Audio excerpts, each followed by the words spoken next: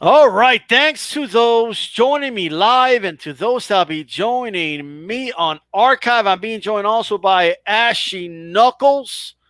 We're back Tuesday, every Tuesday night, 10 p.m. Eastern, 9 Central. That is 7 Pacific. Ashy, how are you doing? Man, I'm surviving, man. 10 p.m. Eastern, 9 Central. That is 7 Pacific. Oh, shoot. Hold up. Ashy, how are you doing? Hold up. Man, I'm Who's surviving. That guy? Who's that guy talking? 9 Central. That is 7 Pacific. Oh, shoot. Hold up. Ashy, how are you doing? Hold up. Man, I'm Who's surviving. That guy? Who's that guy talking? 9 Central. What happened there? We're having a little bit of a technical difficulty, but I think we got it there. We're good? Yeah, man. Hey, we're a little rusty. You know, it's been a couple months, guys. Give us a break. You know what I mean? We're right. But I see that's kind of what you meant, right? Just trying to survive. You're trying to get through. Yeah, I'm surviving, man. All right. And make sure you guys throw a jab at the like button. Make sure the like button does turn blue. All right. So if you're listening on archive, and make sure you visit mandatorydefense.com for your boxing content. All right. Now, we're going to start off with this, Ashy. I want to talk about the Charlo brothers. All right. Oh, okay. The Charlo brothers. First of all, I want to kind of, because even I'm curious about this. How did you first run into the Charlo brothers? I know you had them on, you brought them on to Roboto Radio years ago, right? When they were just prospects. So how did you run into them? The Charlos were training out of the Savannah boxing gym years ago. Before they started training at the Plex, and before ultimately Jermell ended up, getting his own gym. Jermall still trains at the Plex. But it was many fighters training out of Savannah's at that time. You had Kermit Cintron, he was there. I believe Rocky came there for a minute. Juan Diaz, that was his home gym. I believe he was for a time, he was like one of the only world champions at that gym before, more people came down. And, Omar Henry, the Charlos, you had Regis was an amateur, but he was fighting for the Savannah Boxing Club in the amateur. So there was a lot of people in there, you know what I'm saying? And the Charlos was just young professionals, they just really turned pro, prospects. And, just going there to keep up, with the fighters in Houston, doing my rounds, going to Fifth Ward to go to Prince's gym out in Fifth Ward, or going to Main Boxing Club downtown, or going to Savannah's. You just see all the fighters. And eventually I got to know them, and, the rest is history, man. They used to tell me all the time when they were nobody, man, we're going to take it over. We're going to take this thing over, man. They used to say that shit to me all the time. And I used to always tell them, when your time comes, know what to do. Because I remember there was a time when Omar Henry, the spotlight was on him because of word of mouth by Freddie Roach. So Omar Henry started getting all this damn press. And the Charlos wasn't getting nothing. I was the only press they were getting. You know what I'm saying? Right. I'm the only one giving them any attention. And then Sean from Boxing Socialist, he started going to cover them, and he started going to cover them a lot until, they had a falling out.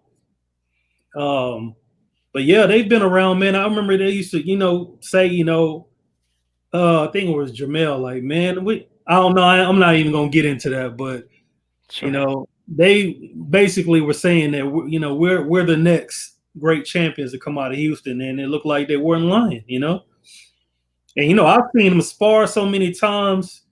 Man, Jermell, man, the changes that Jermell have made in this game from back then till now.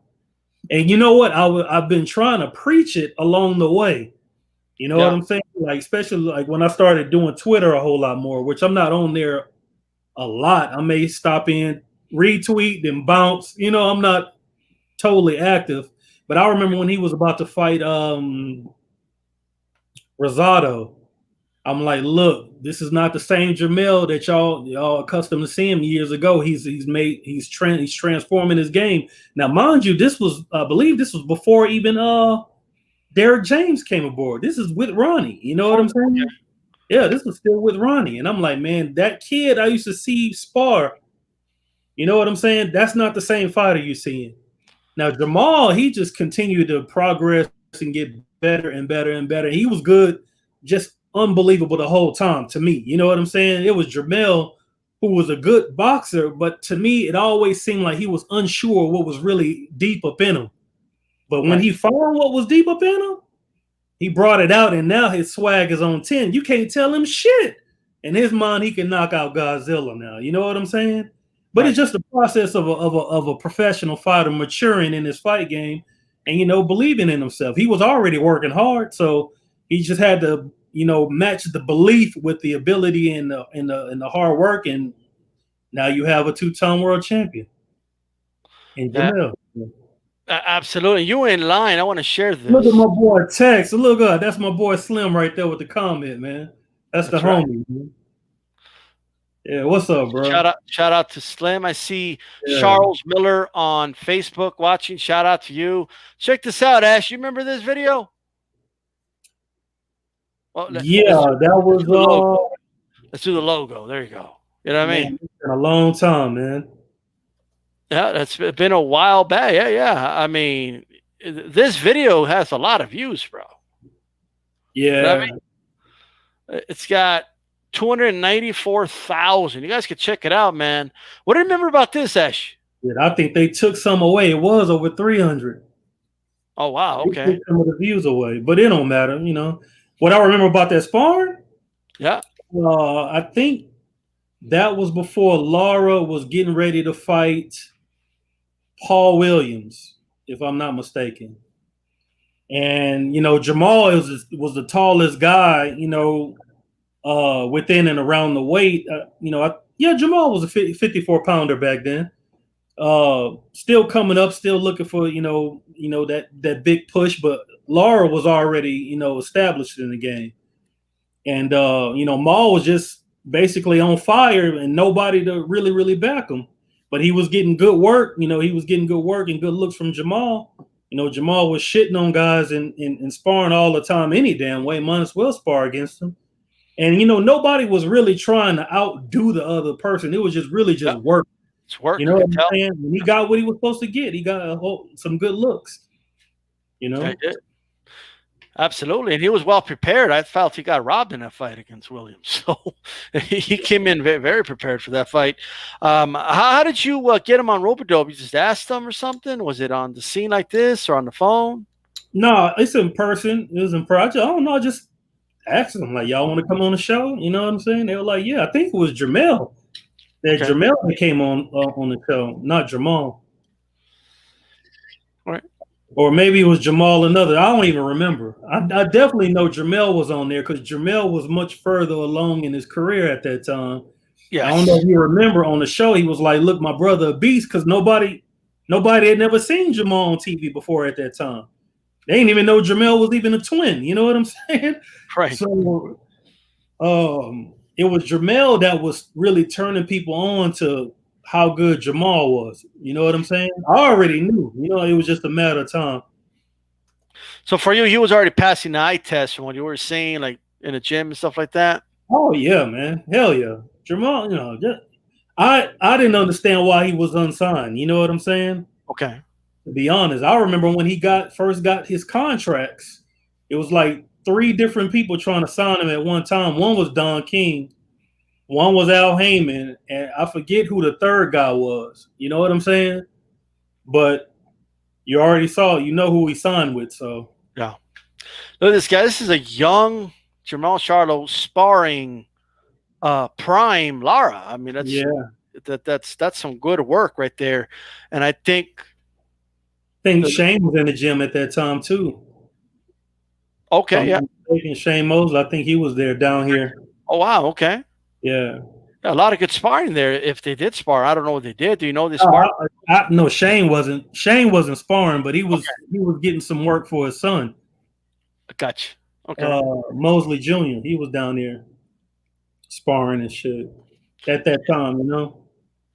What's up, Talani? How you doing? And the Texan, what's up, D-Style and everyone? Absolutely. I think that's him in that blue shirt way over there. Yep, that's him right there.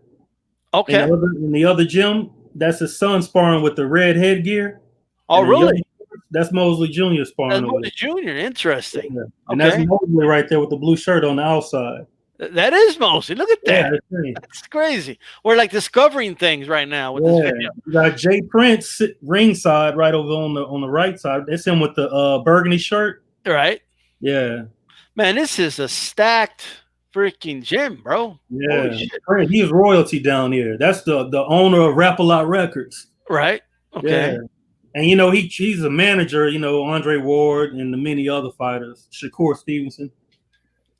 You know, I gotta say, I mean, you are the first person I remember ever talking about the Charlos.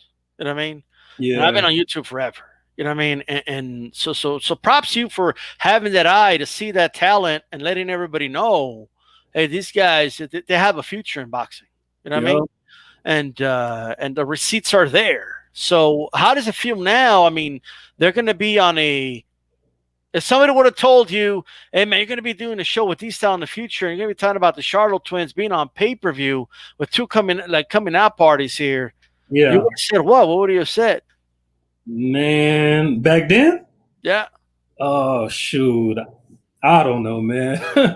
I don't know. And what's wild about it, it was nothing. Like every time I was at the gym, Regis was in there. Regis used to spar, you know, most of the guys in the gym too as an amateur. Oh, okay. He used to be up in there on some Hulk smash shit, just like you fight right now. Everybody was at this gym, bro. I never really got footage. I only got pictures of Regis sparring, but I never got footage of Regis. He was an amateur, and I didn't cover amateur boxing at that time, but I knew, you know, once he went pro, he was going to be a beast, and he is. So that's great, man. This is a gem, bro. I got to tell you, it really is. Especially if Jermall, like if he wins this fight and keeps going. I mean, this is, you know, early footage of the sparring. You know, what do you think, man? Let's start first with Jermell and his fight with Jason Rosario. Oh, banana. Yeah, banana, bro. Yeah, like banana. I think this is the toughest of the two fights, in my opinion. But how do you see it? How do you see this fight? Well, I knew this fight was going to get made way before, you know, I knew months ago. But I promised I wouldn't say nothing. You know what I'm saying? And I never talked about it with anybody because I was told not to. So I didn't. And then the pandemic happened. And, you know, it was up in the air after that. So, you know, I didn't know if it was going to get made anyway. I would have just been running my mouth, you know, and the fight ended up not being made. But I think it's a great fight, man. It's a fight for super welterweight supremacy. You know, you got Jermell saying he's a prestigious champion. These are his own words, but banana is unified. You know what I'm saying? So it only makes sense for these guys to come together and create an undisputed champion. And this is what Jermell has wanted for the longest time, to be able to establish himself as the guy in the division without any dispute. And I think it's a good fight. It's against a tough competitor in Banana. He's a rugged guy, tough guy. You know what I'm saying? He comes to fight. He's heavy-handed. He's durable, and he comes to bring it. I mean, he's a very underrated counterpuncher, I think, because it's nothing appealing that he does to the eye. And he's willing to take a shot just to get the counter off. That's what makes him dangerous, because if you don't hurt him with your punch while you dictate, and he gets that and he connects that counter punch, it's gonna hurt you because he's heavy-handed. And that's what threw off what's the guy he just beat, the champion? J-Rock. J-Rock. That's what stunned J-Rock, because J-Rock is the much better boxer out of the two. But it didn't matter because the hungrier fighter that night won it, and he became champion. Right. So the same thing with Jermell. You know, I sent him a text message. Not that he need me to tell him anything. I didn't teach him how to fight. You know, he know how to fight. But I was just basically reminding him, the biggest thing you need to do in this fight is just make sure your defense is tight. You know what I'm saying? Because you can get your shots off against him because he doesn't have like the best defense. And I'm gonna tell you like this: if you can hit him flush, he's not gonna stand there and take that heat for 12 rounds. But just make sure you're not there to take the return fire because he will take a punch to get his off. And he heavy-handed, and a shot from him could be the death blow. You never know. All it takes one in boxing. You know what I'm saying? And so far, we never really seen Jermell hurt in a fight. We've seen him buzzed in a fight, but we never seen him hurt. Well, he's on, he's in full retreat. But you want to prevent that from even happening by keeping your defense on point. So if he does that, I don't see Banana even being able to land anything flush on him. But I definitely see Jermell getting off, and once he gets off, it's all a matter of time or how long Banana wants to stand there and take that heat. You know what I'm saying? And I don't think if he's getting hit flush in the fight round after round, he's not going the distance. You know what I'm saying? So I really think Jermell's going to knock him out, to be honest. I think it'll be a much easier fight than the Tony Harrison fight. All right, well, those I think there has to be a third Tony Harrison fight myself, but I'm sure he's waiting for his shot. But I got to tell you, man, I think it's going to be a tough fight, man. I think Rosario's going to bring it. I think it's going to make it rough. And it might just come down to who wants it more in that fight, and I think they both want it. And I think it might be a fight of the year candidate. It's how I see it. That to me, that's the toughest fight of the two. But, maybe you disagree. I mean, Jermall's going to go in there with, forgive me if I can't pronounce this right, but Derevyanchenko. Okay, but Devin, longest name of all time, Shenko. Now, before you give me your thoughts on it, let me just give a shout out to Blood Boxing, Retro Boxing, and Documentaries. Right? Cool. It's going to be giving away a magazine on Thursday. All right, so make sure you guys tune in to Throwback Thursday. He'll be on there. He'll be doing a quiz. You guys got to get the question right. It's going to be giving away a classic mint condition magazine. All right. So there you go. Shout out to Stormy B, man. Boxing Conversations with Reggie Owens, St. Cruisin, Carlo. Shout out to you guys. Bruce Goes as well. How do you see this one, man? How do you see Jermell Charlo? This is the puncher here, Jermell Charlo, the bigger Charlo, going in against Derevyanchenko. Yeah, I think they both punchers. I know Jermell used to be a guy who used to box on the move, but ever since he changed his game, he's throwing that heat. But the fight with Derevyanchenko against Jermall, that's another good fight. I mean, Jermall's been itching at the bit to fight the upper echelon fighters in the division. He hadn't been getting them, so all he'd been able to do is fight the guys that they put in front of him. So Derevyanchenko represents a step up in class as opposed to what Jermall has faced thus far, at least at 160 pounds, because he did fight Julian Williams, who went on to become unified champion. But we know that Derevyanchenko comes to fight. He gave Triple G the blues, so you already know the what he's bringing to the ring to be able to do that to Triple G. I thought he beat him. People like to say, oh, it's a close fight. It's a close fight. Man, he beat Triple G, man. He beat him. Don't just give Triple G the round because he didn't go down. He was getting his ass beat, and he was getting his ass beat by Derevyanchenko. And like I said before, he's gonna come to fight, and I think he's got a lot to prove because if he ever wants to get another shot at Triple G or possibly a shot at Canelo, knocking off Jermell Charlo and picking up the WBC strap is the way to go. That makes his name appear that much brighter to be able to lure these guys in the ring, to get a shot at a Canelo or a rematch with Triple G. And it's vice versa for Jermall. If Jermall ever wants to step up and possibly secure a fight with Triple G or Canelo or anybody else at 160 pounds or above, he got to knock off a guy like Derevyanchenko. And much better than that, if he was to make a statement and knock him out, now the fans are going to start to cry for it. You know what I'm saying? And that's how you make that's how fights are made. When the fans start demanding it, then fights start going in that direction. Great point. And, yeah. I think Derevyanchenko, he really believes in his mind that he can beat Jermall, and I don't think he's going to be trying to run away from him. And I think it's a fight that's not necessarily tailor-made for Jermall, but Jermall won't have to look for him, and that's going to make for a much better fight. And if Jermall does what he does, establish that long, crisp, solid jab of his and work behind it, and set him up for big right hands, it could be a short night. You know what I'm saying? But it's going to be a tough fight. It's not like he going to walk right through the guy. I think he's going to have to really show what he got in his arsenal, show some of his defensive prowess, that he didn't show when he fought. What's the black guy name that he fought in Houston? You talking about Brandon Adams? Yeah, you're right. Because he went and fought Brandon Adams like he was fighting in the fucking schoolyard.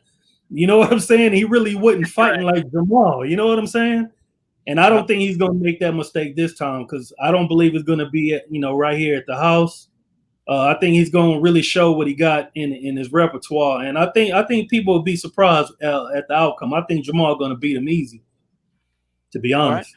Yeah, I got Jermall by mid-round stoppage, more or less. I think it's where he's going to get him, because Derevyanchenko gets hit. And I understand people saying, well, Triple G hit him. I don't think Triple G has a punch like that right hand Jermell Charlo has. I just don't. You know what I mean? Now, speaking of Brandon Adams and Dennis Hogan, another opponent that he just fought, I hear a lot of people saying that he's got to perform better than he did in those fights against Derevyanchenko. Is that a fair statement in your opinion? He's got to perform better against Derevyanchenko than he did against Brandon Adams. Yes. Well, I mean, I think it's just a different type of fight. Brandon Adams was a lot of upper body movement and dipping and stuff like that. And he just made himself real slippery. You know what I'm saying? And Jermall was swinging for the fences in that fight. No, Derevyanchenko is not that type of fighter. I'm not saying he's not a skilled guy. He is, but he's not really elusive as far as his upper body movements as much as Brandon Adams is. You know what I'm saying? Yeah. But the fight against what's his name, Dennis Hogan, hell, he knocked his ass out. What more? Dennis Hogan was fighting on the back foot the whole fight, and he caught up with him and knocked him out. So I don't know how you can outperform knocking that guy, a knockout. You know what I'm saying? Right. But in Brandon Adams' case, it went the distance. He wasted a whole lot of punches. You usually don't see Jermall waste shots. So that I can definitely agree with. And I think you're going to see that, man. I think you're going to see him perform at his best. He won't be coming off a long, unbelievable layoff. And I think he'll be a whole lot sharper, man. He'll be fighting a legit 160-pounder who's going to come to win. And those guys literally bring the best out of Jermall. When the competition raises up, you see his game raise up, as you saw against Julian Williams. So, absolutely. Shout out to Andrew Charles. His salute to D-Style and Ashy Knuckles, right? And Big Dog Willis says salute as well. Shout out to you. We still got boxing conversations. Reggie Owens in the chat as well. Okay, it's the August 11th edition of A Puncher's Chance. We are back Tuesday, 10 p.m. Eastern, 9 Central. So make sure you guys tune in. It should be fun, man. I can't wait to talk about those fights the week of, and you've seen the weigh-ins. And do you think, Ashy, that will a Charlo? I mean, look at, like, for example, like, right now he's sparring Lara. There really isn't a crowd, right? Do you think the Charlos are going to be affected at all by the fact that there's going to be no fans in attendance? Nah, I mean, most top fighters learn how to tune the fans out anyway. Now, that's most fighters don't fight in a auditorium type crowds anyway, like Oscar De La Hoya type crowds. Right. And when they actually get to that level, that's when the magnitude of the event gets to them. But if you just have a ring, a square circle, and another fighter in there, I mean, it becomes easy. They go in there and focus on the job at hand. I mean, just because the fans ain't showing up, that don't mean the guy on the other side of the ring ain't trying to whoop their ass or kill them. Right. And you gotta go in there with that mind frame. This guy's really trying to fucking hurt me. And most fighters already know what it is. You know, it's the hurt business. They know what it is when they step in the ring.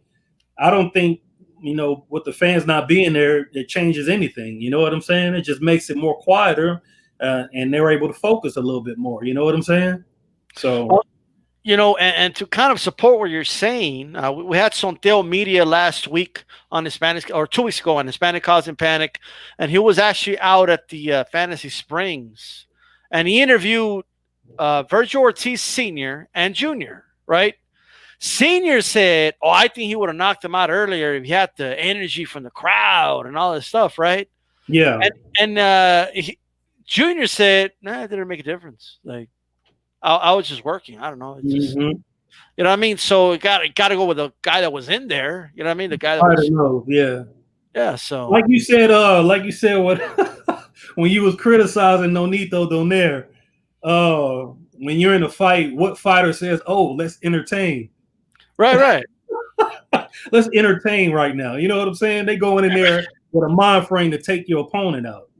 That's Absolutely. The mindset. You know what I'm saying? So, yeah. It won't make one bit of difference that the fans ain't there. You know what I'm saying? They spar without fans, so why would the fight be different, Yeah. You know what I mean? And if anything, it could be even less pressure maybe. Who knows? So family is in front row. You're not worried about any of that. You just do your business, So fans can't influence the judges either. Good point. You know what I mean? Yeah. Like how many fights would De La Hoya have won if there wasn't a crowd? Who knows? I'm just saying he might have 1 or 2 more losses in his record, right? I mean, yeah. So just saying, maybe. The Texan says, I think Jermall's uppercut is more devastating than Canelo's. Man, he does have a devastating uppercut for sure. What do you think about that statement, Ashley? Huh? What do you think about that statement?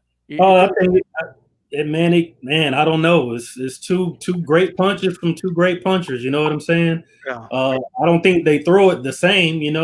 I think Canelo's uppercut is pretty damn nasty too, but because he throws it in combination with those vicious fucking body shots he throws. You know what I'm saying? Jermall's uppercut is a knockout punch. So. Like the one he knocked out Hogan with the knockout, with the uppercut, he knocked out Julian Williams with a counter uppercut. Right. Remember he threw it right under his combination, just boom. That was the first round, right? It was the first round with Jermall. The first knockdown was a jab. It was a counter jab. Wow. Julian committed, and Jermall hit his ass with a jab. Down went Julian Williams. But the knockdown was an uppercut. Wow. Yeah. That was a hell of an uppercut. Big Dog Willis says AJ has the best. AJ does have a good uppercut. That's a good video, like the top 5 uppercuts in boxing. I might do that, but that's a good video to do. Well, that's that, man. Obviously, we have more than enough time to talk about those fights in more detail as we get closer to the event and all that. Make sure you guys tune in tomorrow to Hispanics Causing Panic here on D-Style Boxing Live with Chief Funky 84. We'll have Joe Habib on with us, and we're going to go ahead and, chop up some boxing. We'll have Diego Magdaleno on. All right. So make sure you guys be on the lookout for that. All right, man. With that said, he got a fight coming up, don't he? I believe it's in the undercard of the Charlos. I have to double check that, but I believe it is. Forget who he's fighting now. Yeah. Definitely got to look that up. I'm going to have him on tomorrow. So I better get on that, Hey, Crawford possibly fighting Cal Brook, Ashley. What do you think about that if the Pacquiao fight doesn't happen? That's basically how Errol put it out there, okay? Yeah. What do you think about that potential? Well, first of all, which is a more winnable fight for Crawford? Cal Brook or Manny Pacquiao? Yeah. Man, it's hard to even say now. I mean, Pacquiao has proven he can thump with anybody in the welterweight division. The way he dispatched Keith Thurman. Oh, it's Navarrete. Magdaleno's gonna fight Navarrete. Okay. Which is a damn good fight, you know what I'm saying? But anyway, I don't foresee Crawford fighting Manny Pacquiao, honestly. I think Bob Arum threw that out there to promote his fighter. You know what I'm saying? Most people who follow boxing are going to pay a whole lot more attention to who Crawford is fighting next by the mere premise that Manny Pacquiao is being mentioned. I think the next fight with Terence Crawford is going to be Kell Brook. It was those two names, right? Kell Brook or Manny Pacquiao? Right. Yes. So Manny Pacquiao is the bait. The fight is going to be made with Kell Brook. You know what I'm saying? Because that's who Errol works with the most outside of he when you're talking about the promoters from overseas, he worked with Frank Warren, he works with Eddie, he works with everybody except Al. You know what I'm saying? If we haven't noticed, the only time he works with Al is with the Fury Wilder fight.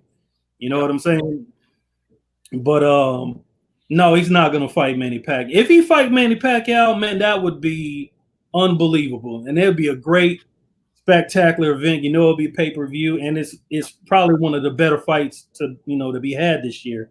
Actually, they're both good fights, but we don't know where Kell Brook is, in terms of his fight game. He ain't fighting nobody that's legit since being stopped by Errol Spence. But he still represents the biggest challenge that would have been on Terence Crawford's record at welterweight, because up until this point, Terence Crawford ain't fought nobody at 147. You know what I'm saying? Jeff Horn is the biggest name on his resume. So, Kell Brook, I think it's a winnable fight for Terence Crawford, because this is the fourth fight at welterweight. He will have grown into the division. His body would have gotten settled at this weight, and he's going to get hit by a legit welterweight, and it will show us where he is as far as his whiskers. Because the white guy he just beat, I forget his name. He put Crawford, Mean Machine. Mean Machine put Crawford down. I can't pronounce his real name, actually, but yeah, Mean Machine. I'm not even gonna try. Yeah, Mean Machine put Crawford down. Yeah. So I'm like, if Mean Machine can hurt Terence Crawford, a punch from Kell Brook could take his ass out. So it'll show us a little bit more on that front. Skill for skill, Kell Brook can't see Terence Crawford, and what I see Terence Crawford doing in that fight, just to give a preview, is he's going to turn southpaw and fight him left-handed until he decides to turn back right-handed. Because that's what Terence Crawford does. When stuff gets a little tricky, he just goes lefty. You know what I'm saying? But, he's not fighting Pacquiao. Do you think Crawford can outbox Brook? Yes. Other guys that beat him, Brook, but they had to put pressure on him, and like he was outboxing Spence early, and Spence kind of switched it up on him and beat him with pressure. But do you think, kind of like he did with Khan, like Khan would always outbox guys, but then eventually just get knocked out or something? Like not it won't be nothing like Amir Khan. Amir Khan is shot, and he's been shot. And if he wasn't shot, it would have been a much more difficult fight for Terence Crawford. You know what I'm saying? Yeah. But Terence Crawford has range to his game. It's a lot of things that he does extremely well in the ring. He can fight righty, lefty. He can fight inside, outside. He can box. He can, dictate. He can, counter.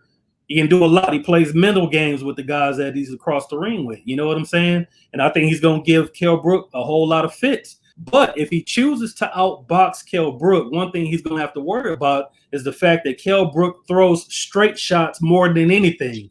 More than anything. He's got a wicked ass 1-2. And straight shots, I don't give a fuck what favorite punch you got. Straight shots gonna get there. They get there first. You know what I'm saying? The shortest distance between 2 points is a straight line. You know what I'm saying? It's the same thing. The jab and the straight right hand. That's his signature combination. And if Terence Crawford tries to fight with his hands down, he gonna get a fucking rude awakening. But if he go there and dress himself down in defense and properly dictate and use more of his fundamentals instead of just his natural abilities, he'll wipe Terence Kell Brook out. You know what I'm saying? It'll be a great win for him. Check it out. I made this thing right for my channel, and I just noticed I don't have Kell Brook on there, but it's okay. All right. But yeah, man, I think, look, man, there's some other guys that, not that these fights are in the running, but like, how would you see like a Mikey Garcia Crawford fight, Ash? That would be a good fight too. With Mikey knocking off Jesse Vargas, it proved that the Spence win wasn't just a fluke. You know what I'm saying? Spence dominated Mikey because Spence dominated Mikey. With the win over Jesse Vargas, Mikey proved like, hey, I can fight at welterweight. You know what I'm saying? I just lost to the better man on that night when I fought Spence.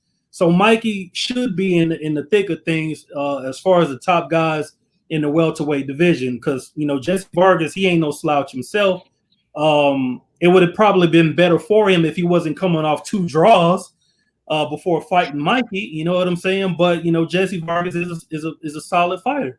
And he provided a test, and that test was successfully passed by Mikey. And Mikey just showed, him being a pound for pounder is not a thing of the past. That he is a legit threat. He is a force to be reckoned with. And anybody that stands across the ring from him, you have to bring your A game. Good points. Yeah. Curtis Anderson says Crawford's footwork will be too much for Garcia. Right, and I do agree with that actually, for sure. Shout out to BFTB, Best Fight the Best on here. How's it going, man? Best Fight the Best. Yeah, shout out to you.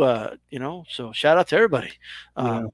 Now, Crawford gonna be too much for everybody. To be honest, you know what I'm saying. This guy, he's for real. He's the real deal. Top guy.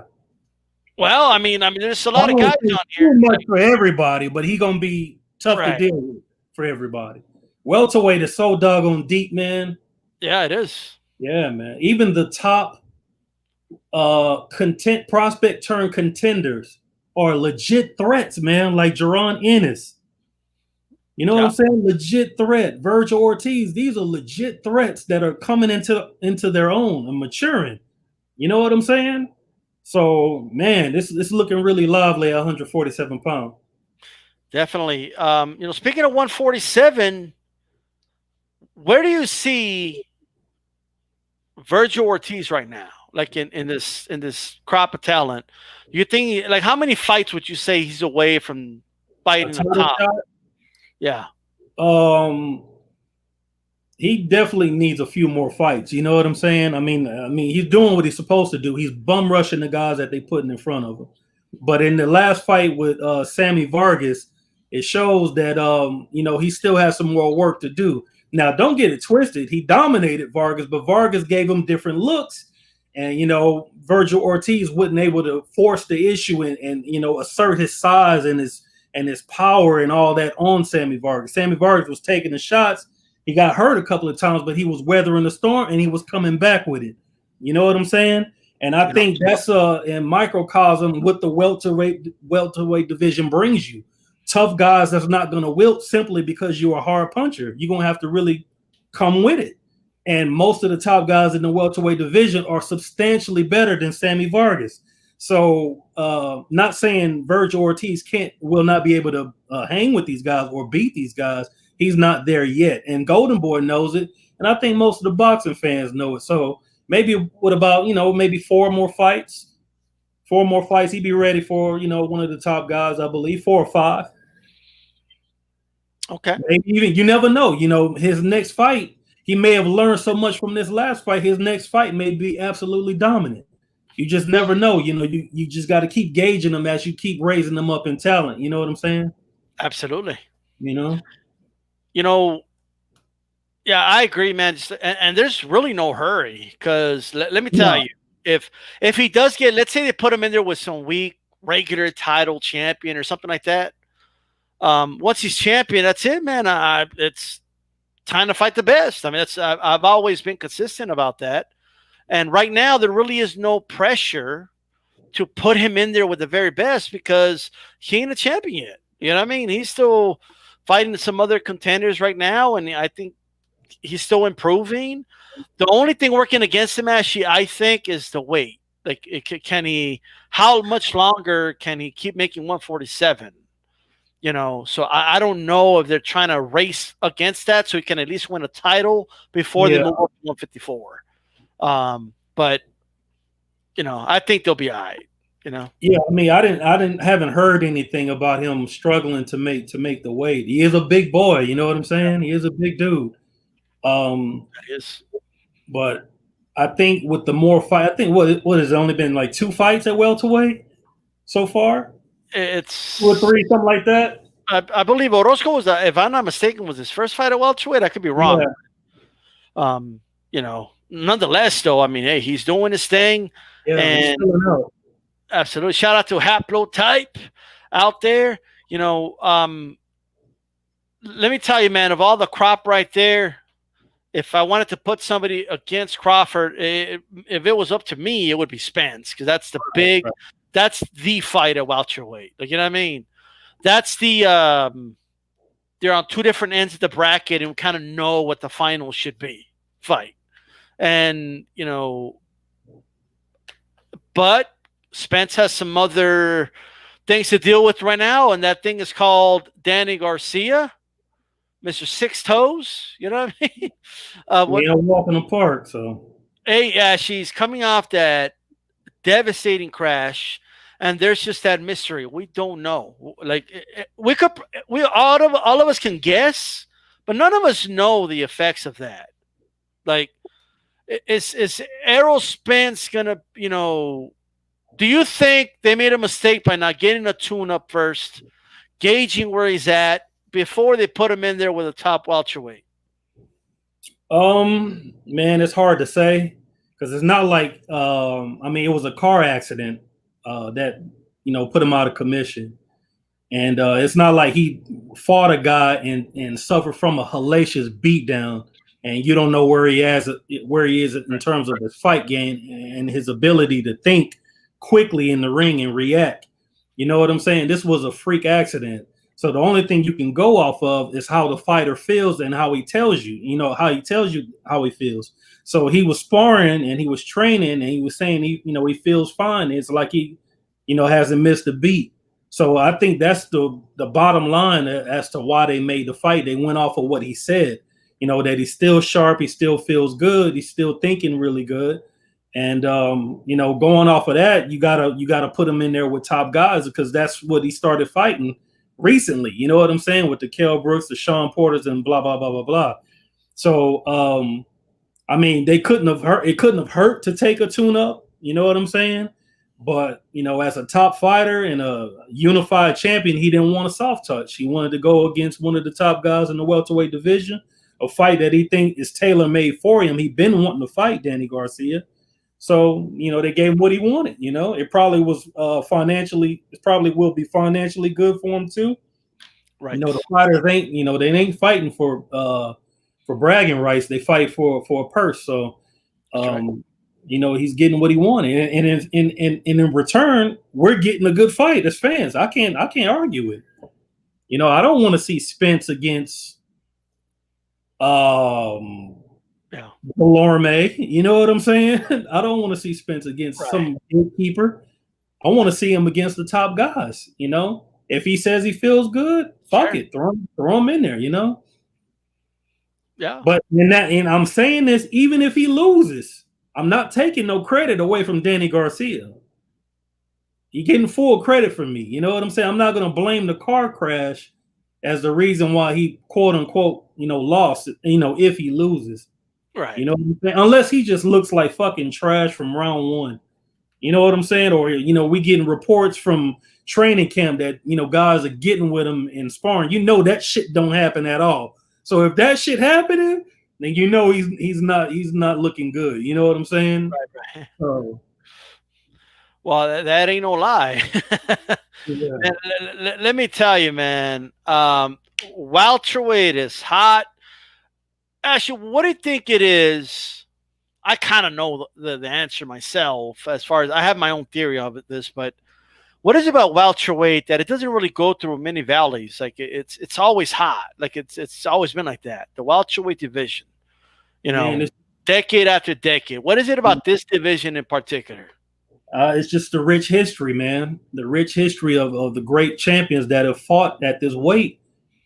Household names: Sugar Ray Leonard, Tommy Hearns, Emil Griffith. You know what I'm saying? You can go down a plethora of names of great welterweights. You know what I'm saying? Donald Curry. You know what I'm saying? You can go on for days. Shit. I don't want to throw his name out there because he's not the most popular guy right now, but there was a time De La Hoya was the man at welterweight. He used to pack the house. You know what I'm saying? And the many other great fighters, Pernell Whitaker. You know what I'm saying? I can't even. I'm drawing a blank, but it's the heritage, man. It's the rich heritage. Sugar Ray Robinson, in fact, pound for pound. Of the great fighters that have fought at this weight. So it's going to always be a marquee division, especially when its talent is rich with talent. You know what I'm saying? Middleweight is another one, I believe, but we haven't had a middleweight division where it's just great fighters everywhere it's been a long time since we had it like that. But if we ever get it like that again, then it's going to be hot too. You know what I'm saying?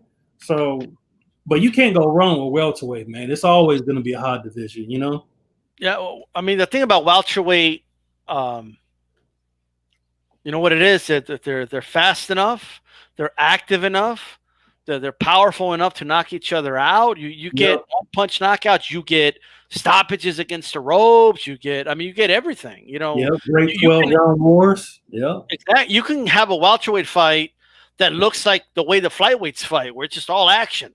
Yeah. I mean, you can have one where the guys are, it looks like a middleweight fight because they're not as active. There's something about that division that, just stands out. It can't be an accident because it's decade after decade after decade, and, it's always been my favorite division, or any division close to it. 140, 154, kind of the same thing. So for sure. All right.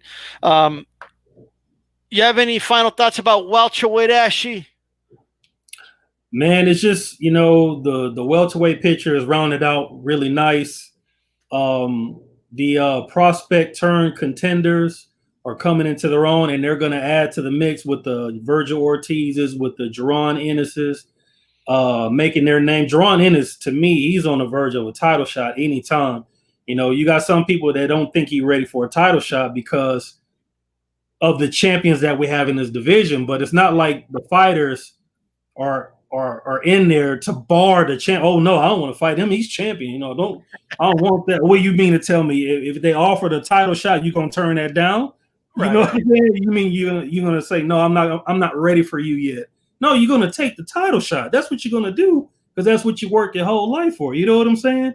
Now, if there was a time where a welterweight champion wasn't Terence Crawford or Manny Pacquiao or Errol Spence, if it was, some other guys, would you turn the title shot down? No, you wouldn't. You would take the title shot. So it don't matter who's holding the belt. You're fighting to become champion and possibly to become great.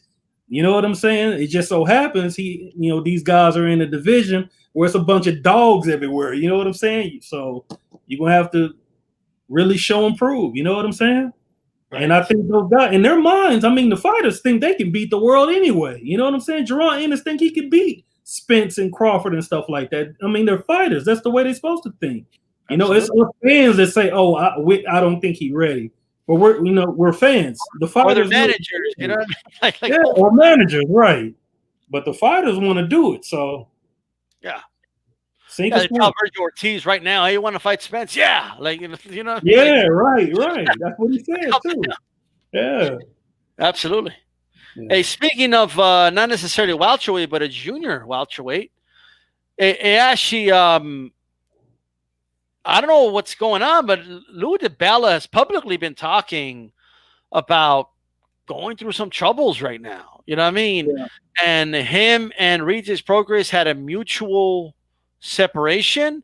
I don't know all the details, but I'm assuming DiBella probably said, "I can't really do anything for you right now, so I'm okay with letting you out of your contract so you could go somewhere else." You know what I mean? Right. More than likely, that's what happened. That or Regis asked him behind the scenes, "Let me go." You know what I mean? Yeah. So whatever it is, they mutually part ways. Right.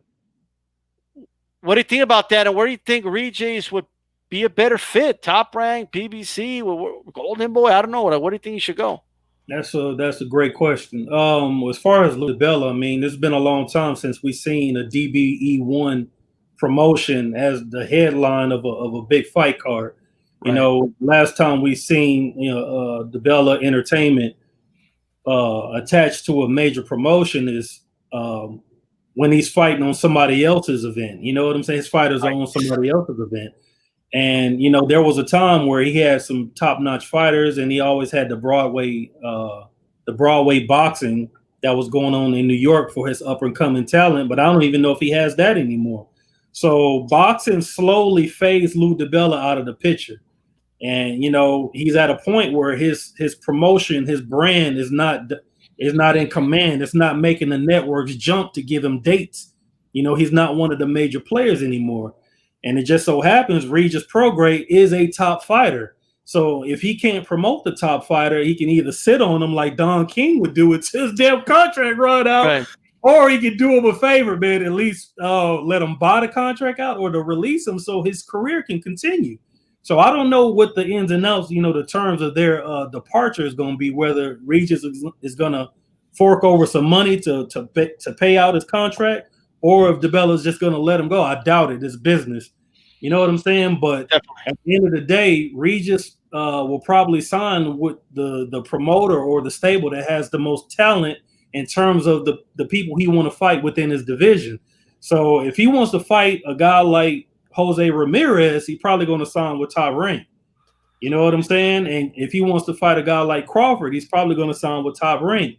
And if he wants to fight Josh Taylor again, Top Rank will do business with guys across the pond more times than not. You know what I'm saying? If you want to make the most money, you'll probably go with Al Heyman. You know what I'm saying? I'm not sure how much talent Al Heyman has as far as 140 pounders. Y'all gonna have to bring me up to speed on that. But if he does come to Al Heyman, he'll probably have to go up to. Oh, he could fight Broner with Al Heyman. Yes. Yeah. So there's some talent for and I know there was some, back and forth. Yeah. So I mean, he could go either way. At this point, it's just a numbers game. You know, whoever's going to throw that big bag of money and get them exposure and great fights, that's who he's going to go with. You know what I'm saying? Right. Hey, you know, before I give my take on this, who dressed the belt? Look at that suit, bro. I saw that, man. He looked like he's sick. Is he wearing Dan Rafael's blazer? Like, what the hell's going on here? What's going on with this suit, bro? He's going through some hard times, bro. I know, man. Yeah, that came off his J.C. Penney suit rack, man. Yeah, man. Look at that. Look at the. He got. Oh man, that is not tailor made, bro. It's all over his fit, man. Can't even see his knuckles. He did not buy that at the Men's Warehouse because no one guaranteed him he's gonna look good. You know what I mean? So I don't know. Now we talk about a millionaire now. You know what I'm saying? What the hell is going on? Just give me that. Like, I'll just wear it. What is this, bro? This is crazy. I don't know. Maybe it's it's a suit. I was thinking maybe it's a jacket or something. No, like that thing's like up to here, bro. Yeah, bro. It's a terrible. Look at that. That's a terrible, and it's a little wrinkle too, bro. It's a bad look, bro. Regis suit ain't got no fucking creases in his shit. Look at DiBella shit. Look. Where is his watch? He got a watch on. I don't know. That thing is passing the fist, bro. You can barely see the finger sticking out. That's what I'm saying. You can't see any nothing. Yeah, he looking bad, man. He looking real sick in this picture, honestly, man. Like he balanced ailments. Wow. He says he barred Andre the Giant's coat, bro. You know what I'm talking about? Man, have no time. DiBella kind of sold his reputation and license out by letting Al Heyman use him as a puppet promoter. Wow. He went in. You know what I mean? But, I mean, obviously right now, you know, he had this separation with Regis Prograis. What I would do if I was Regis, I would tell Top Rank, give me a 3-fight contract. I want either Jose Ramirez or Josh Taylor. That way, once he's kind of done with that, eventually he's going to move up to welterweight, then he can go to PBC. That's what I would do. You know what I mean? Yeah. I wouldn't sign a long term. I wouldn't sign anything like a 10-fight contract with Top. I don't sign your life away. Yeah, just the 2-3 fights for 140 they'll get you a good showcase fight, you know, or something. I don't know. Who watched him against a Rose Cole? Yeah. I'll take that fight. You know, as the first fight under the banner, I'll take that. Yeah, you got that. You have Cepeda. Mm-hmm. You know, why not? You know, I think that those are some. That's a good startup fight for him, and that could set up a Cepeda fight's perfect because the winner can get Jose Ramirez. Cepeda, a lot of people feel beat Ramirez, and if he beats Cepeda, it could be like he beat Cepeda better than Ramirez did. It's people like that. There's no triangle theory in boxing, but people like that stuff. You know what I mean? And it would set up the match. There you go, man. I'm doing all the work for the matchmakers over there. You know what I mean? You guys say my check. About the zone and match room. Man. Well, right now they're getting things going. You know what I mean? But it's COVID just has everything out of whack, bro. You know what I mean? Like they're just putting cards together and seeing if it sticks. And their biggest fight card is really like later on. I think October. Yeah, the one with Dillian White, Povetkin, and Katie Taylor against Pursoon. I'm looking forward to that card. You know what I mean? But I believe I might be wrong about that. I believe that's not till October. Golden Boy. I mean, they're just kind of. We don't even know if Canelo's gonna fight, bro. Yeah, that's a great point. They're a star fighter, so yeah, it's COVID, man. This COVID shit is throwing everything out of whack. And when you take the fans out the equation in terms of the live audience, that really it really narrows your choice of venue down. You know what I'm saying? And the amount of money that it would accrue had it been in a large venue with a live audience. A live gate adding to the revenue. You know what I'm saying? Right. And it don't matter, if the fans are there or not. The fighters will want to be paid what their contract stipulates that they're supposed to get.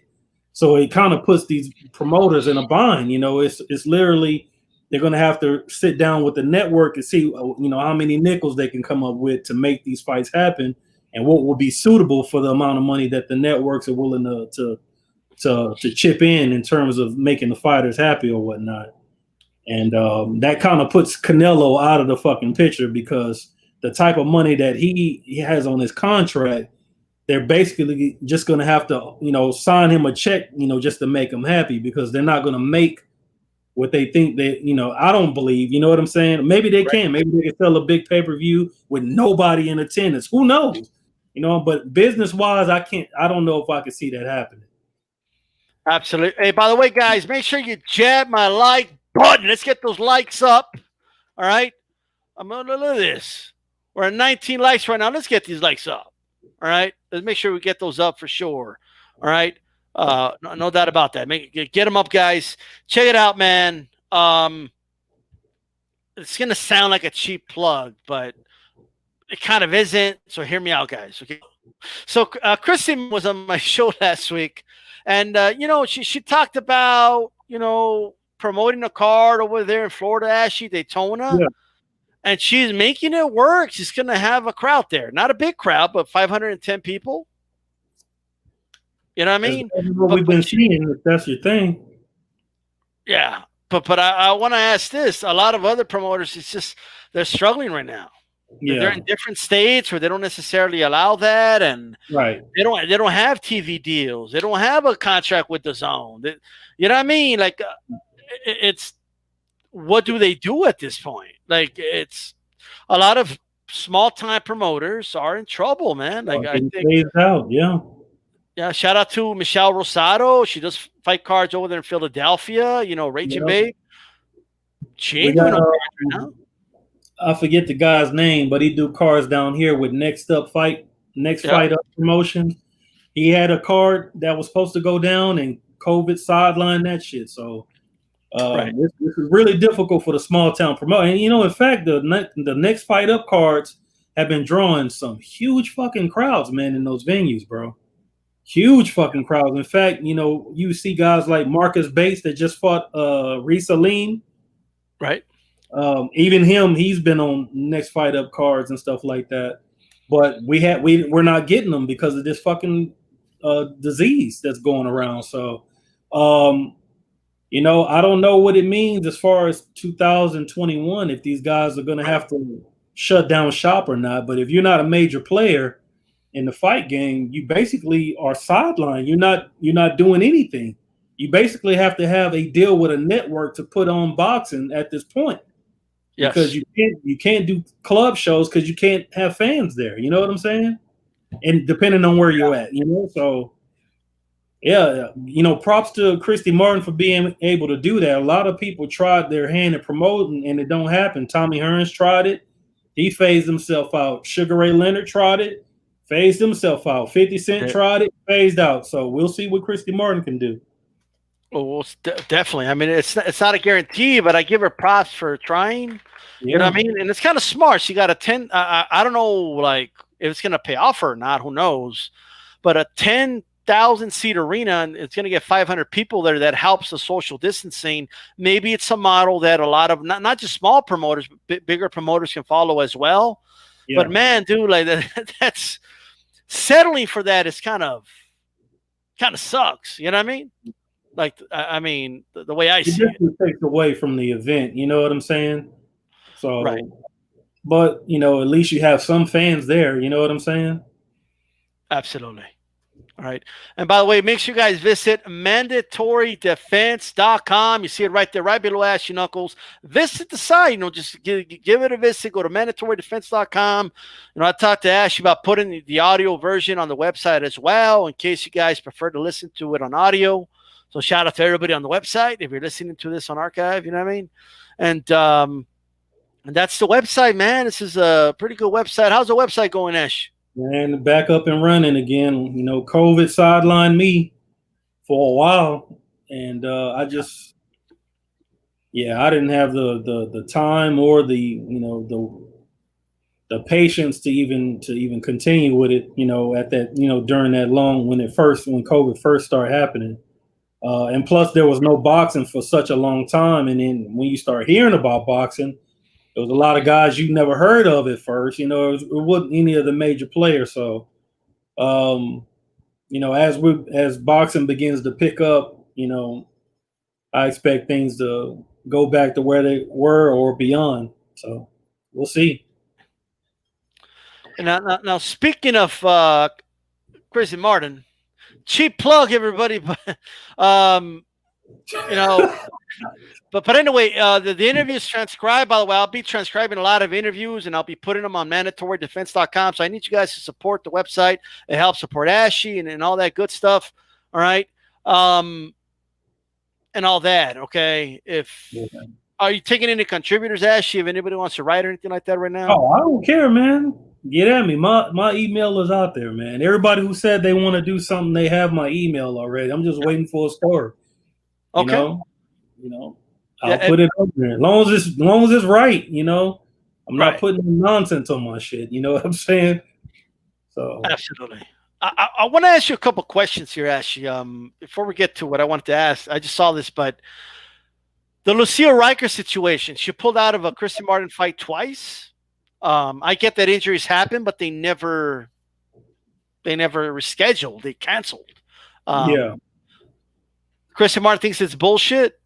What do you think? What do you make of the fact that fight never happened?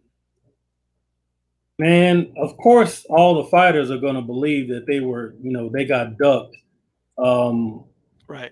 I don't know what the situation was.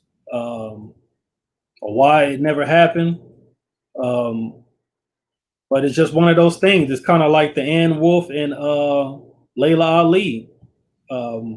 They both have different sides of the story. I happen to believe that Laila Ali just didn't want to smoke. But Laila Ali says that Ann Wolf team priced her out of all these fights.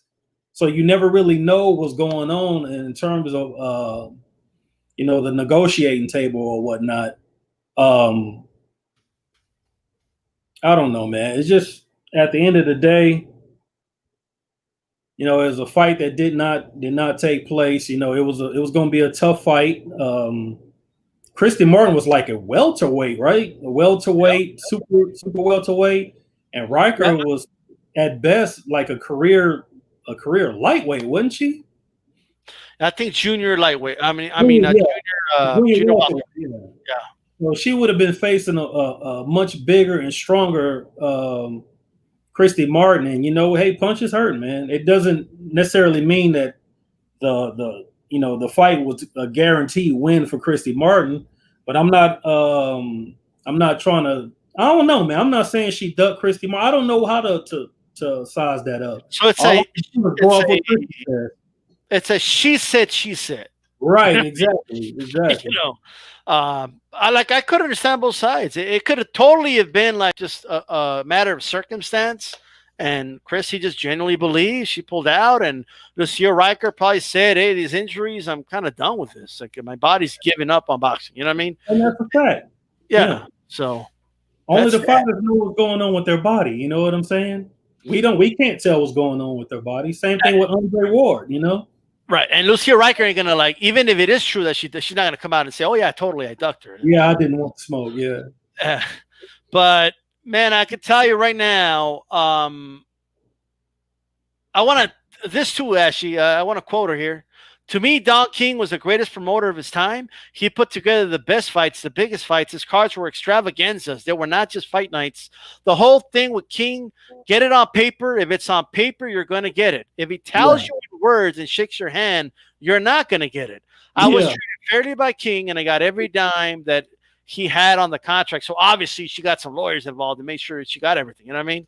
Yeah. What do you make of that? Because there's a lot of controversy with Don King. You know what I mean? With a lot of fighters.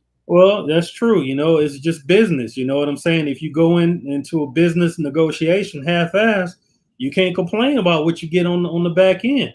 And a lot of fighters, they took purse amounts from Don King, but the fight would accrue something different, and they would want more. But Don King said, "Hey, you said this purse for this fight was sufficient." So yeah, they'd be mad as hell.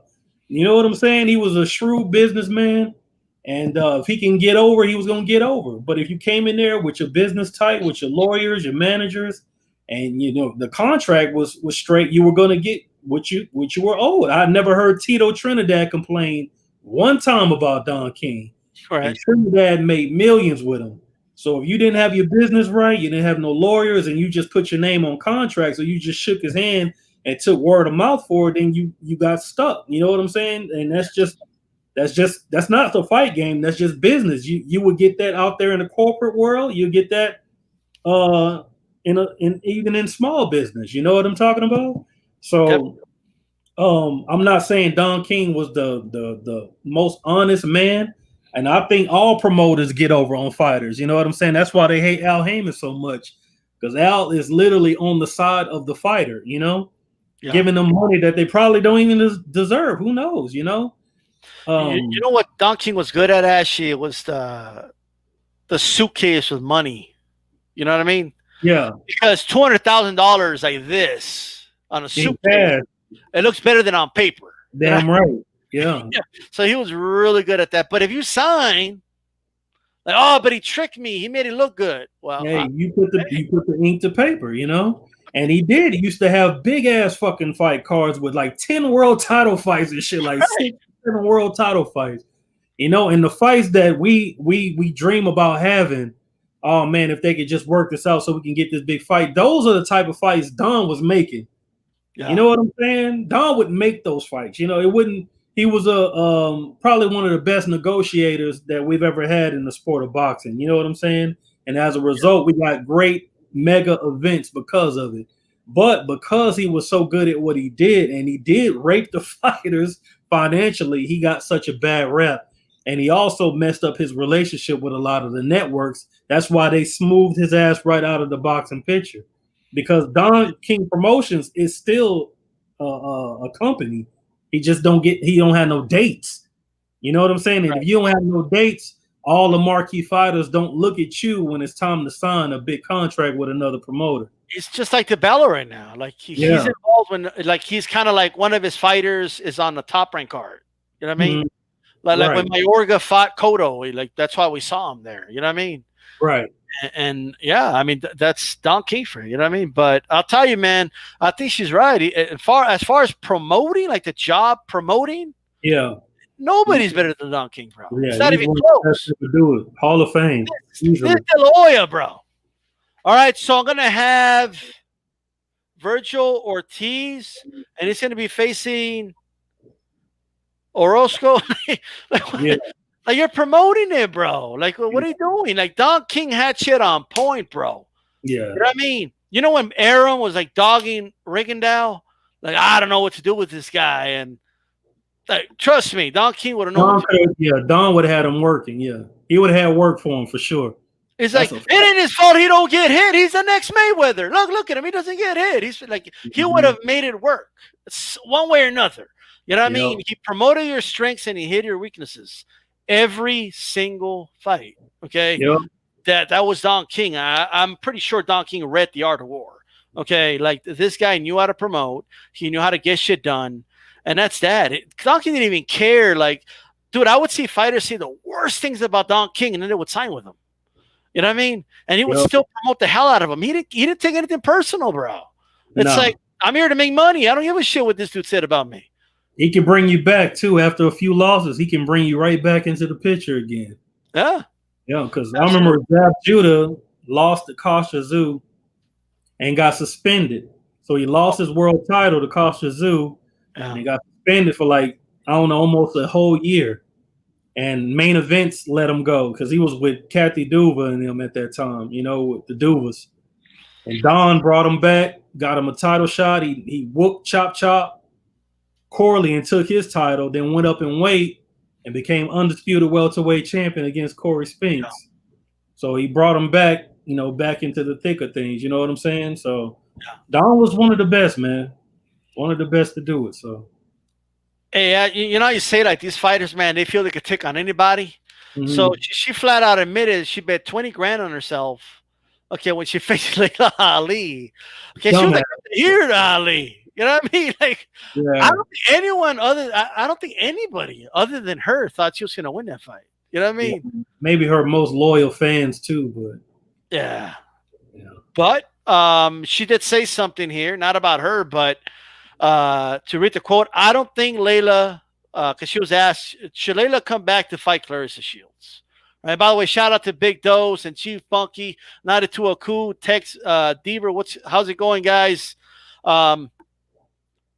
To quote her, I don't think Laila would, as I have talked to her, but if Laila did, she would bust Shields' ass. Laila wouldn't come back half-cocked.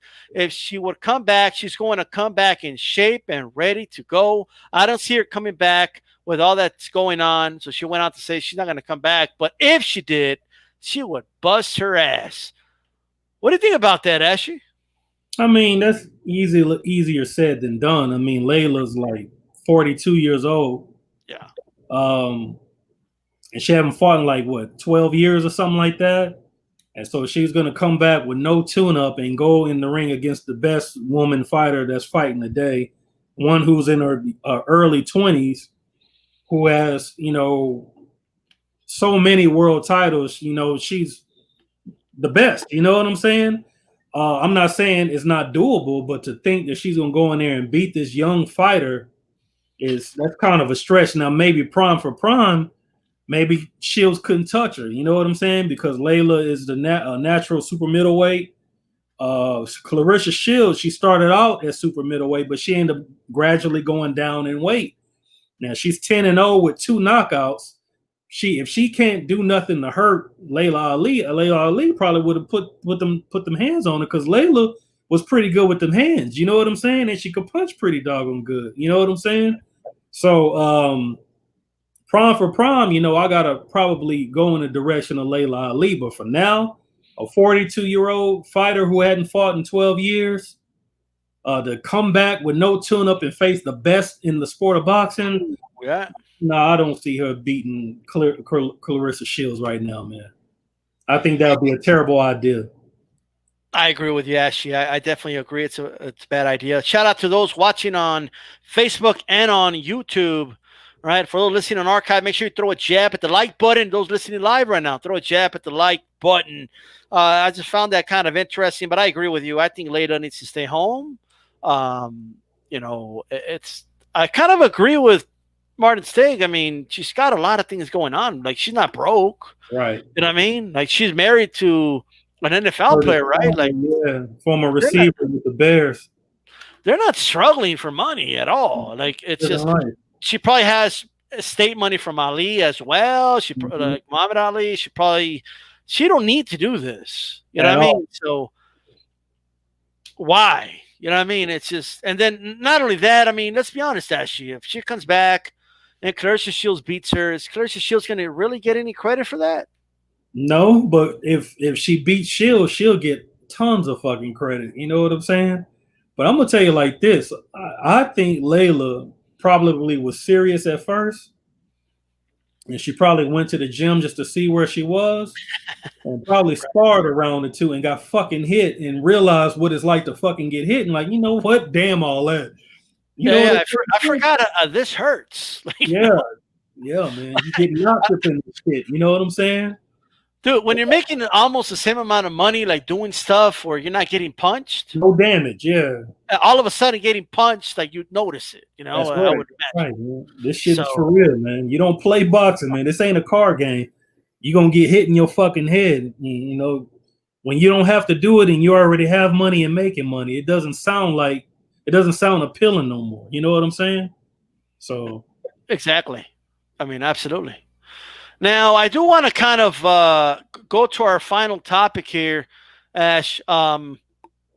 Wilder Fury, it looks like they want to, you know, Errol is saying, I want to push it back because, like, COVID, you know, it's hard to make money with this fight if, you know, there's no crowd and all that good stuff, right? Which I understand to a certain degree, but here are some of my issues with this, all right? One, the opposing promoter, Warren is saying, we're not going to wait. No, which is weird because they, you know, Aram and Warren promote the same guy. One just does it stateside, one does it in the UK. So I don't know exactly what's going on there, or if I'm misinterpreting what's going on with that. But first, what's your thoughts on this fight being postponed to February? Do you think this, you know, has to do with recovering from a possible injury? Do you think, like, what do you think is going on with this? I just think it's the business of boxing, man. You know, how they're not going to be able to make the financial, the numbers make sense in order to appease both fighters and both companies. You know what I'm saying? If the money's not there, the numbers are not there, then it's just going to be a very difficult situation. Money talks, you know what I'm saying? And contractually, Fury owes Wilder another shot, you know what I'm saying? And if they can't make the fight, as far as 2020, is going to put Fury on the shelf, you know what I'm saying? If Wilder if he can't fight for 2020, that should free Fury to go fight whoever he wants. You know what I'm saying? But if this is just Aram talking and not Wilder in agreement with it, then, you know, Fury going to have to talk to, you know, Top Rank and see what the deal is regarding that. But if Wilder can't fight for 2020, then, you know, Frank Warren is within his right to take his fighter and, you know, go back across the pond and make a big fight with whoever else is available. You know what I'm saying? You putting him in a bind, especially the fighter himself who actually wants to get in the ring and throw him. So what can Wilder do? I mean, if Wilder wants to fight, then that's the fight that has to be made. Right. So it just really depends, man. You know what I'm saying? It just really depends. You know what's crazy, Ashley? The fight should have already happened. If it wasn't for COVID, right, it would have already happened. Right. Yeah. That is crazy, man. Look, my only issue with not just this fight, but any fight, I'm postponing it because of COVID, right? Mm-hmm. How do they know it's not going to be worse in February? That's a good point. Like, dude, we could be dealing with this pandemic for the next 3-4 years. Man, that would be a terrible fucking thing, man. Like, Honestly. but what do we need to do? We need to adjust. You know what I mean? Well, Yep. like, that's just like, if we're gonna adjust, let's get it going now. Like, we have to adjust immediately. And the truth is, it's not impossible because the UFC adjusted. I mean, they're still doing fights. You know what I mean? A little bit different. You know, they don't have, their fighters don't have as many rights and stuff like that, you know, as boxers do. But and I get all that. But my point is, it's not impossible. Bruce Go says, fantastic show. Thank you. I appreciate the support, man. Shout out to you. You know, I kind of feel like everyone's waiting for this thing to go away so we can start making the fights. But what if it doesn't go away? What if we're waiting all the way to February? You know what I mean? And this thing is still going on. You know, if it's not going on, great. We continue on with our time. You know what I mean? But if it's still going on, we have to adjust to the new reality that we're going to have to deal with this pandemic. Like, I think they got to look really closely at these small shows like the Christy Martin show in Daytona. I think it's a big deal. Yeah. You know what I mean? Because if they could do that show and there's no signs of the pandemic spread further because of that show, then that's good. And now they could look into that. And I mean, let's be honest, right? 510 tickets.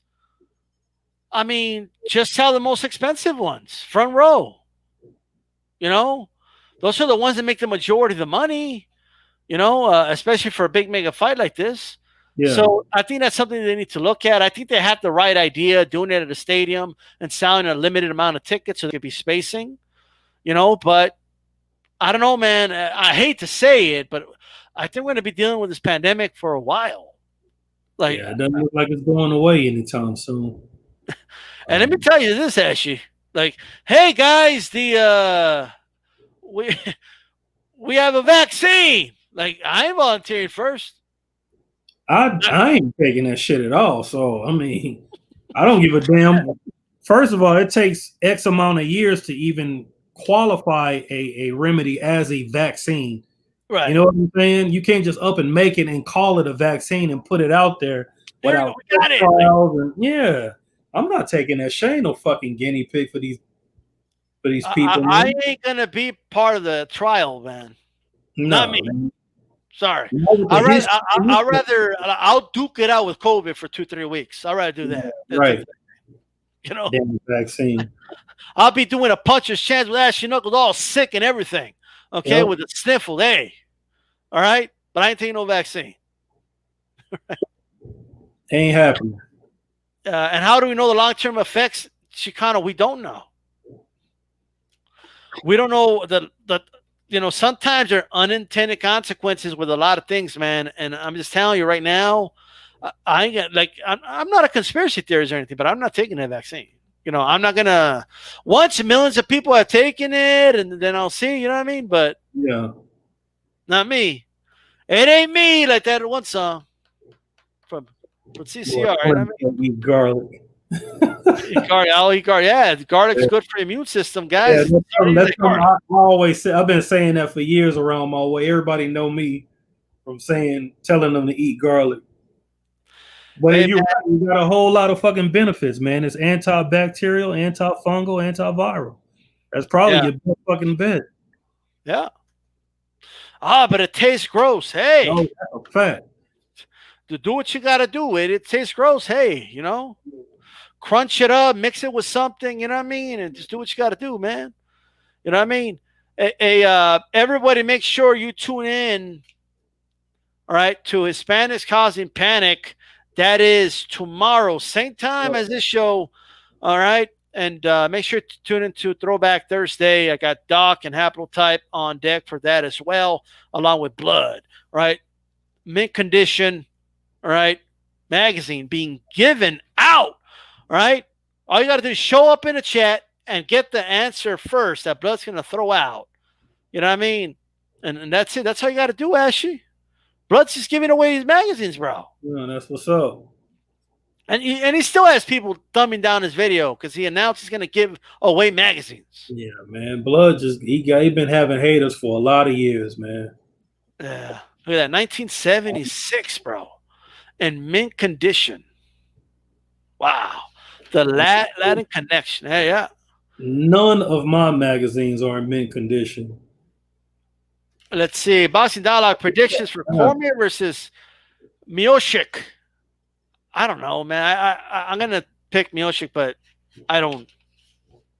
UFC, bro. Like, you know what I mean? It's a boxing show, you know. But you have any opinion about that fight, Ashley? I don't watch MMA at all, so There you go. I watched the guy from Texas every now and then. The one that was like, I whooped this guy for Donald Trump. I forget that motherfucker name, but he's funny as hell, man. Yeah. Yeah, I don't watch MMA. Hey, the notes are back. Look at that, right? The show's complete. Ash, you have any final words? No, man, it felt good to be chopping it up with the boxing fans again, you know, just talking boxing. Hopefully we can get back to, you know, what we perceive as normal. It don't look like that's happening, but I guess this would be a step in that direction. Yeah, I don't know nobody knows what's going to happen in terms of this thing, man, but, you know, step by step, day by day, man. Hopefully boxing will come back to where it was and we can get the great fights we've been wanting. Hey, make sure, hey, Blood, post the time. Post the time you're going to be on tomorrow. He's going to do on his channel a giveaway, or not a give. I mean, you know, you got to get the question. You know what I mean? You got to pass the quiz. You got to be first. You got to be fast. Okay, you got to utilize the jab. Okay, on his channel, you got to utilize the jab. You got to be first. Okay, you got to answer the question, and you can win a free magazine, classic magazine. So if you could post that, Blood. All right, it'll be on his channel, so make sure you guys check that out. And with that said, let's see. There we go. There you go, guys. 3:30 p.m. Eastern time. I'm going to be there. I'm going to try to get my magazine, Ash. You know what I mean? Like, I'm going to try to get that. Yeah, man. Get it, man. All right. This is Freestyle Boxing and MandatoryDefense.com. Check out the website. I'm out. We're out. Keep it boxing. Peace.